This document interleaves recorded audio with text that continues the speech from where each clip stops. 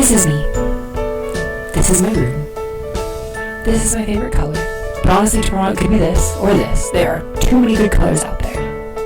This is what my future house will probably look like based on my Pinterest boards. These are some places where creativity happens. This is me, and this is what I'd say.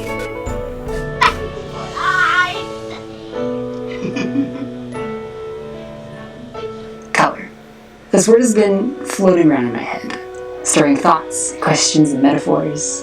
The kind of thing I ponder in the shower and all the places that cultivate creativity. Some thoughts on color. It makes you feel things. It's got strings tied to emotion, perception. What color do I most reflect? Do I come across red or maybe more maroon? A lime green or a forest green? Something in the family of yellows? What about how every time I take a picture, I love the look of black and white filters, but I never cease to choose the version in color? Why is that? My life is full of color.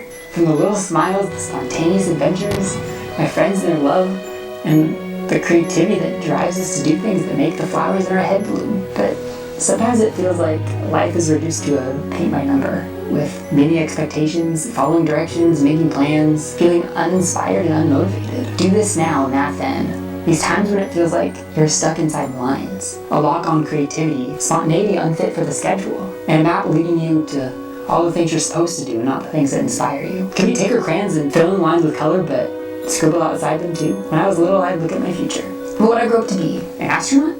A chef? Who would I marry?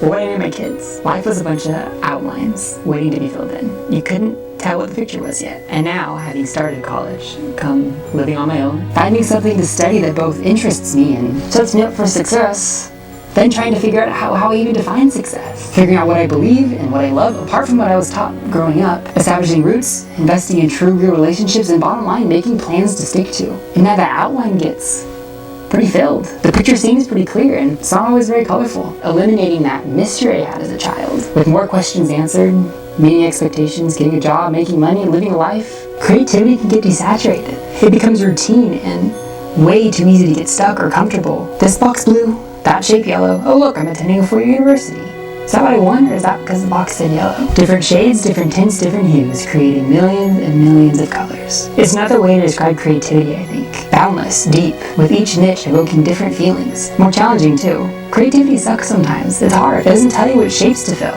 But in the end, you create a picture that isn't like the one on the box, but one filled with substance from your own being. The things you love, the things you're drawn to and captivated by, fascinated with. The colors that are so truly you that you're called to move up off where you're sitting and do something. Having plans and goals are great. Fill those boxes and add color between those lines. But if that's all our picture is, things could be a lot more colorful. And I'd say, even if that makes life a little messy, there's nothing wrong with finger painting.